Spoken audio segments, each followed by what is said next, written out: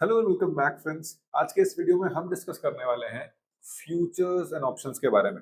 तो अगर आप एक प्रोफेशनल हैं जो फ्यूचर्स एंड ऑप्शंस में ट्रेड करने वाले लोगों की आईटीआर करते हैं, या फिर आप खुद एक ट्रेडर हैं जो फ्यूचर्स एंड ऑप्शंस में डील करता है, तो this video is specially for you. सबसे पहले let's get a basics right कि फ्यूचर्स एंड ऑप्शंस कैसे रिपोर्ट होते हैं, होते क्या हैं। तो डेरिवेटिव्स और also known as futures and options एक नॉन स्पेकुलेटिव बिजनेस के अंदर रिपोर्ट किए जाते हैं अंडर द पीजीबीपी हेड, यानी कि profit and gains business and professions. Future contracts, as you all know, agreement to buy or sell at a predetermined price at a future date। और option है same thing without an agreement, यानी कि option है not obligation. अब tax treatment and non speculative status है क्या? Section 43 sub section 5 के अंदर, यानी कि ओल्ड इनकम टैक्स एक्ट के अंदर, derivative transactions on recognised stock exchange are excluded from speculative transactions, यानी कि इसे स्पेकुलेटिव इनकम नहीं मान रहे हैं एज कंपेयर टू इंट्राडे। अब क्या रिक्वायरमेंट है इसके लिए? रिकॉग्नाइज्ड एक्सचेंज में डील होनी चाहिए, यानी कि बीएससी, एनएससी वगैरह, और इलेक्ट्रॉनिकली होने चाहिए, यानी कि डीमेटेरियलाइज्ड सिग्नेचर्स होने चाहिए। और जब भी कोई ट्रांजैक्शन पे एप्लीकेबल है, वहां पे आपने एसटीटी यानी कि सिक्योरिटीज ट्रांजैक्शन टैक्स भी पे किया हुआ हो। नेक्स्ट अब आपको आईटीआर फॉर्म कौन सा चूज करना है, तो कुछ कॉम्बिनेशन के साथ देखते हैं। अगर आपकी सैलरी और एफएनओ इनकम है तो आईटीआर 3, बिजनेस इनकम है यानी कि कोई ट्रेडिंग करते हैं, कोई अलग बिजनेस है, प्लस एफएनओ इनकम है तो आईटीआर 3, कैपिटल गेन्स है और एफएनओ है तो आईटीआर 3, और हाउस प्रॉपर्टी एंड एफएनओ है तब भी आईटीआर 3। तो ITR 3 is a one for all form जिसमें आप सारी इनकम बेसिकली रिपोर्ट कर पाते हैं अदर देन प्रिजम्पटिव। तो उस केस में ITR 3 for FNO is the form for you। अब turnover calculation with ICI guidance की बेसिकली जिसमें सबसे ज्यादा लोगों को प्रॉब्लम होती है। FNO turnover for clarification is not the total contract value, यानी कि आपने जितने सेल किए हर सेल में कितनी वैल्यू थी सेल की, उसे एड अप करके आप टर्नओवर नहीं निकाल सकते। सबसे पहले हमें करना क्या होगा, आपको फेवरेबल डिफरेंसेस निकालने होंगे, यानी कि profits on transactions, unfavourable differences निकालने होंगे यानी कि लॉसेस फ्रॉम द ट्रेड्स, फिर premium received on sale of options and differences arising on the reverse trades. इसमें हमें क्या करना होगा, इन सबकी एब्सोल्यूट वैल्यूज, यानी कि प्रॉफिट पॉजिटिव होंगे, लॉसेस नेगेटिव होंगे, है ना, तो इन सबकी एब्सोल्यूट वैल्यू लेंगे, यानी कि सबको पॉजिटिव रख के उनका टोटल करेंगे एंड वो होगी आपकी टर्नओवर। एग्जांपल के तौर पे आपने कुछ ट्रेड्स में प्रॉफिट कमाया 70,000 का, कुछ ट्रेड्स में लॉस कमाया 45,000 का, तो नेट आपको प्रॉफिट कितना हुआ उससे हमें मतलब नहीं है। हम नेगेटिव 45,000 को भी पॉजिटिव करेंगे, यानी कि 45,000 लेंगे एज इट इज, और 70,000 लेंगे, इन सबको ऐड करेंगे, टर्नओवर हो जाएगा आपका टोटल। अब एक्सपेंसेस क्या है अगर आप एफएनओ बिजनेस रिपोर्ट कर रहे हैं as an in your ITR? Trading cost जो भी आप ब्रोकरेज पे कर रहे हैं, एक्सचेंज ट्रांजैक्शन चार्जेस पे कर रहे हैं, एसटीटी इवन जो कि कैपिटल गेन के टाइम पे डिसअलाउ हो जाता है, एसटीटी का भी आपको डिडक्शन मिल जाएगा।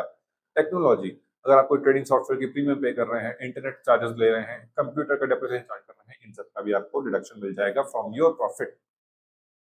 ऑफिस एक्सपेंसेस जैसे कि rent, electricity, mobile bills and advisory fees जो आपको देनी पड़ रही है, विद बिल्स अगर आप रखते हैं तो इन सब का भी डिडक्शन आपको शॉर्ट मिल जाएगा। और फाइनेंस एंड प्रोफेशनल्स, अगर आप इंटरेस्ट दे रहे हैं किसी बिजनेस लोन पर या सीए कंसल्टेंट्स वगैरह से आप फीस दे रहे हैं, तो उसका भी आप डिडक्शन ले सकते हैं इन योर बुक्स अगर आप रिपोर्ट कर रहे हैं फ्यूचर्स एंड ऑप्शन की इनकम थ्रू दैट। अब टैक्स और presumptive taxation, section 44AB tax audit की एप्लीकेबिलिटी क्या है for FNO turnover. Books maintain कब करनी है और इनकम डिक्लेरेशन के बेसिस पर इवैल्यूएट करना पड़ेगा ईच केस, यानी कि बेसिक जो लिमिट है 1 करोड़ और 10 करोड़ उसके हिसाब से ही से चेक करेंगे। एफएनओ के लिए मैंडेटरी है कि वो सारे ट्रांजैक्शन इलेक्ट्रॉनिकली करें, तो उनका भी 5% से कम का कैश वाला सिनेरियो बन जाता है, तो 10 crore would be the limit for futures and options. Section 44AD के लिए स्मॉल बिजनेस ऑप्ट कर सकते हैं प्रेजेंटिव taxation considering the implication for books audit and future years, यानी कि एफएनओ है आपका, बट सर्टेन लिमिट के अंदर अगर आपके ट्रांजैक्शन है, टर्नओवर है, तो आप 44AD में भी अपनी एफएनओ की इनकम को रिप्रेजेंट कर सकते हैं। अब सेट ऑफ कैरी फॉरवर्ड और आईटीआर 3 की रिपोर्टिंग की बात करते हैं। सबसे पहले लॉस का क्या ट्रीटमेंट होगा। आपके एफएनओ से लॉसेस अगर हो रहे हैं तो वो नॉन स्पेकुलेटिव बिजनेस लॉसेस हैं, इनको आप सेट ऑफ कर सकते हैं अगेंस्ट बिजनेस जो आपके अदर बिजनेस है या फिर फ्यूचर प्रॉफिट्स हैं अप टू 8 असेसमेंट ईयर्स, यानी कि इस साल अगर आपका कोई दूसरा बिजनेस है जिसमें आपको प्रॉफिट हुआ तो उससे आप सेट ऑफ कर सकते हैं, और अगर नहीं है तो इसे कैरी फॉरवर्ड कर सकते हैं अप टू 8 इयर्स, और जब भी प्रॉफिट हो उससे सेट ऑफ कर सकते हैं। इसके लिए आपको करना क्या होगा, सबसे इंपॉर्टेंटली हर साल within due date filing करनी होगी आईटीआर की to preserve and carry forward your losses. अब की आईटीआर 3 के शेड्यूल्स के हैं जो इनको आपको ध्यान रखना है। शेड्यूल बीपी यानी कि शेड्यूल बिजनेस एंड प्रोफेशन, जिसमें आप business income, pre and balance sheet वगैरह रिपोर्ट करेंगे। शेड्यूल सीएफएल यानी कि कैरी फॉरवर्ड ऑफ लॉसेस, जिसमें आप लॉसेस हो रहे हैं तो उन्हें कैरी फॉरवर्ड करने के लिए रिपोर्टिंग करेंगे। और शेड्यूल बीएफएलए, इसमें आप करंट ईयर का लॉस यानी कि ब्रॉड फॉरवर्ड लॉसेस को सेट ऑफ करने के लिए from current year profits use करेंगे। अब कॉमन एरर्स क्या हैं प्रैक्टिकल केस स्टडी के साथ अगर देखें, एफएनओ इनकम को कैपिटल गेन मान लेते हैं कई लोग, ये गलती आपको नहीं करनी है। इनकरेक्ट टर्नओवर कंप्यूटेशन, जैसे कि हमने पहले भी डिस्कस किया कि टर्नओवर कंप्यूटेशन काफी हेक्टिक हो गया है लोगों के लिए, काफी कंफ्यूजन है उसमें, तो please refer that and computation ठीक से करें। इग्नोरिंग डिडक्टेबल एक्सपेंसेस, अगर आपके पास एक्सपेंसेस हैं जो आपने जनरली खर्च किए हैं तो प्लीज उनका एक्सपेंस का बेनिफिट आप ले सकते हैं from your profit. Filing wrong ITR form, ITR 1 और 2 में एफएनओ की रिपोर्टिंग नहीं हो सकती है even if you are earning only salary plus F&O.